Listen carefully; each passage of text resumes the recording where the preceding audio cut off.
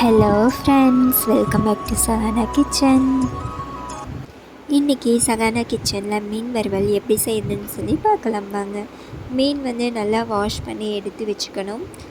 ஒரு மிக்ஸி ஜாரில் ஒரு 2 துண்டு இஞ்சி நல்லா சீவி வாட்டரில் வாஷ் பண்ணி கட் பண்ணி போட்டுக்கோங்க.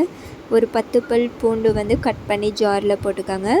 1 டீஸ்பூன் சீரகம் ஆட் பண்ணி நல்லா நெகுன்னு அரைச்சிக்கோங்க. அரைச்ச விழுதை ஒரு பிளேட்டில் ஆட் பண்ணிவிட்டு மீன் வறுவல் மசாலா ஒரு 3 ஸ்பூன் ஆட் பண்ணிக்கோங்க. வரமிளகாத்தூள் ஒரு 4 டீஸ்பூன் ஆட் பண்ணிக்கோங்க.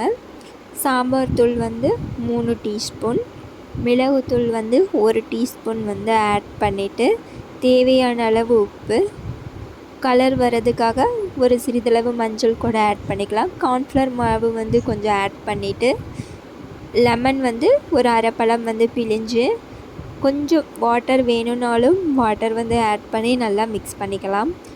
மிக்ஸ் பண்ணிவிட்டு நம்ம கட் பண்ணி வச்சுருக்க அந்த வாஷ் பண்ணி வச்சுருக்கிற மீனில் அப்ளை பண்ணணும்.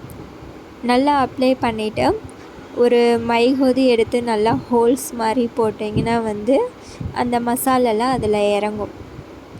ஒரு 15 மினிட்ஸ் கண்டிப்பாக ட்ரையாக விடணும். அப்போ தான் எண்ணெயில் போடும்போது பிரிஞ்சு வராது. இல்லைன்னா எண்ணெயில் போட்ட உடனே மசாலாலாம் பிரிஞ்சு வந்துடும். அப்புறம் மசால் பிரிஞ்சு வந்தால் அதனோட டேஸ்ட்டே போயிடும்.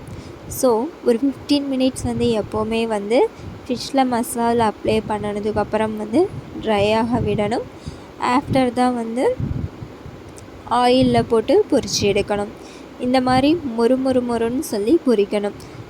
எங்கள் வீட்டில் எப்போவுமே மொறுன்னு இருந்தால் தான் எல்லாத்துக்குமே பிடிக்கும். அதனால் நாங்கள் ரொம்ப டீப் ஃப்ரை பண்ணுவேன்.